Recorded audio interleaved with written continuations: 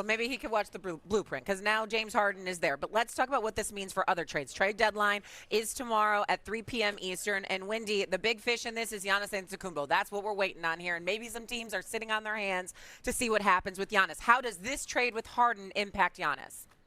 Yeah, the league is waiting on it. The Harden trade doesn't really come into play at all here.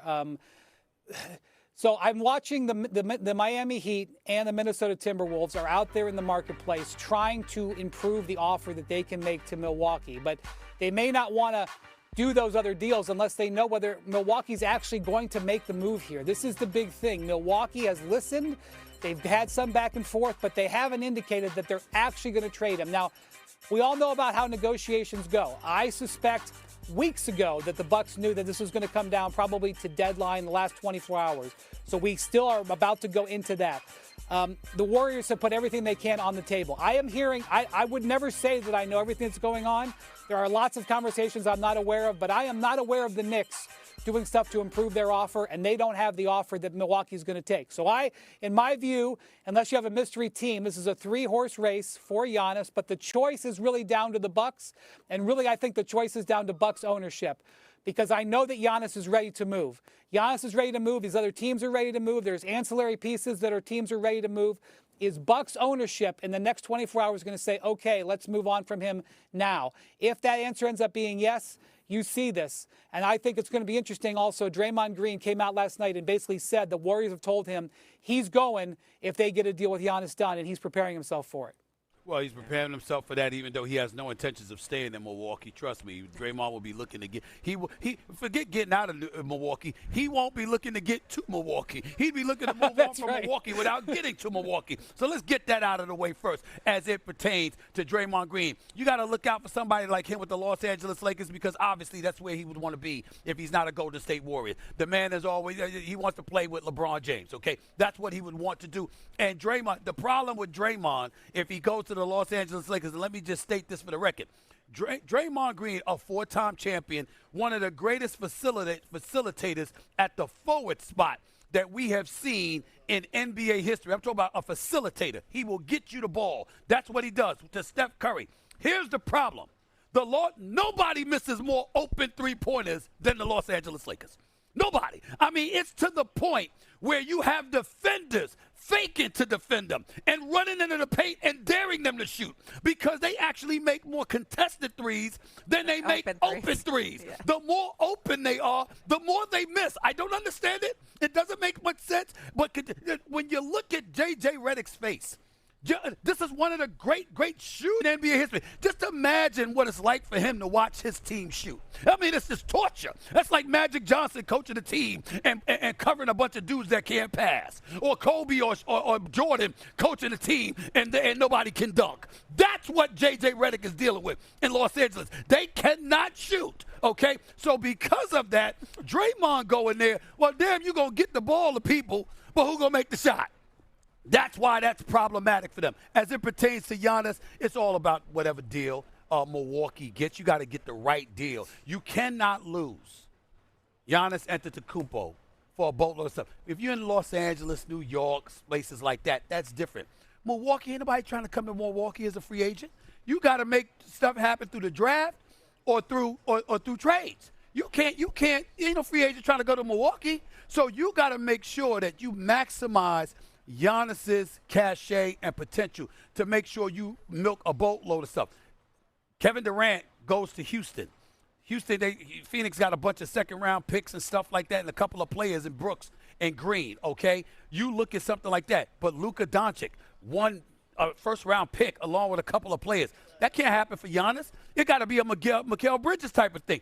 The Knicks gave up 5 first-round picks for that man. You ain't going to get that much, but you got to get some draft capital, plus you got to get a blue-chip player or two if you're going to lose Giannis Antetokounmpo, if you're the Milwaukee Bucks. Otherwise, it's a waste. Mikal Bridges is always the bar now. It's always the bar. Steve's funny about the great facilitator with Draymond Green. He is. When Curry makes 50-footers, I can get him the ball, too. No. Let me see when he gets to Milwaukee and Rollins is shooting those jumpers. That's what I'm saying. You're not going to make the shot. But Draymond Green.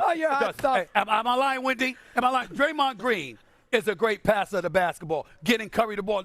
He knows Curry. He throws it despite he knows where he's at all times. He's a great facilitator. He ain't Larry Bird. I know. No, stop it. I know that. The Bucks 4-14. Showed up for where you knew he needed help and he didn't have it. When you looked at Cleveland, we saw starters for the Cleveland Cavaliers that literally played one game and then were inexplicably out out for the next two. And that wasn't Donovan Mitchell. So again, you had cats that were supposed to be on the court helping him carry the load, and they didn't show up. I believe in Donovan Mitchell, and I'm not saying he hasn't had bad games, but he's had bad games because he didn't make shots. He didn't suddenly not attempt to shoot. He didn't look lackadaisical and lethargic or apathetic. He didn't see that. He didn't go through all of that. It's Donovan Mitchell we talking about here. It's Donovan Mitchell. Let's be very, very clear about this. This is a big-time player. Well, before we throw it back to Wendy, I'll say one thing and let Wendy take it from there. But I'll say one thing. I understand why Cleveland did it. They weren't going – there was a shelf life with Garland. Yeah. He doesn't play. You bring Harden in. He'll be into it. He'll help Mitchell, take a little load off him. Great point with Wendy, which I hadn't thought of, with the big men. Maybe get them more involved. But here's the big issue to me. If you're asking me right now, is Cleveland going to the NBA? Forget winning it. Right. If you're asking me right now if Cleveland's going to the NBA final, the answer is no. Well, before I pass it that's my before I pass it to Wendy, here's what I will tell you. And I think Wendy will co-sign with this. This is arguably the most prolific offensive backcourt in the NBA right now, with the combination of Harden and Mitchell leading up to the big game. No, I'm not saying the big game. Leading up to all the regular season games and those playoff games before game 6 or 7. Give me Harden and Mitchell on the offensive side of the ball. That's going to cause you headaches, particularly in the Eastern Conference. I get that part. That one game that you may need, having Donovan Mitchell there, though, that will offset it to some degree. That can offset it. You got him in the Hall of Fame. Oh boy. I really shouldn't be doing what I'm about to do, Shay, because I don't need the headache in my life, but here we go. I will say that there was a time in which the Cavs looked at this core that they had and said this is a 5 or 6 year run. They signed them all up and said this is going to be our window. They're all in their 20s. They have abandoned that. They didn't think that team was good enough. So now they're looking at a 2-year window, basically, because that's what they got James Harden for. Whether they guarantee his contract or give him a new deal, whatever they promised to get him to do this deal, it's a 2-year window with Donovan and James Harden. They have 2 big men. They now have a backcourt. Small forward is still open. Max Strus has been out the whole year with a foot injury. Small forward is open. LeBron James will be a free agent. So I will just point that out, and we'll see how things develop there. Well, remember, in the offseason, leading into the season, everybody came after me because I went on the record saying that LeBron should leave Los Angeles rather than opt in and stay with the Los Angeles Lakers and go back to Cleveland, because I said LeBron James back in Cleveland. Or first of all, you see the way he's deified there, as he should be. There will be a statue erected outside that arena in Cleveland when all is said and done for that man, and he deserves it, okay?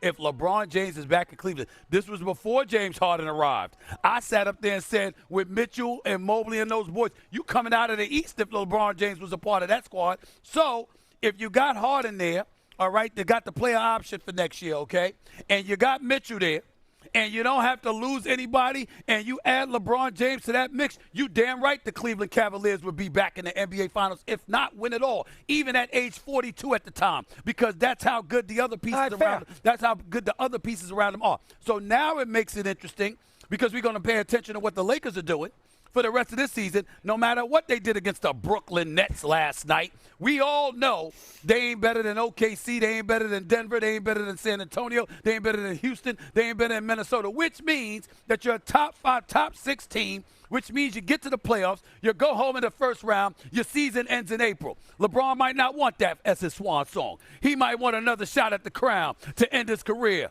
all right, tying the likes of Kobe and Tim Duncan with 5 chips if he pulls it off. What's his best shot to do that?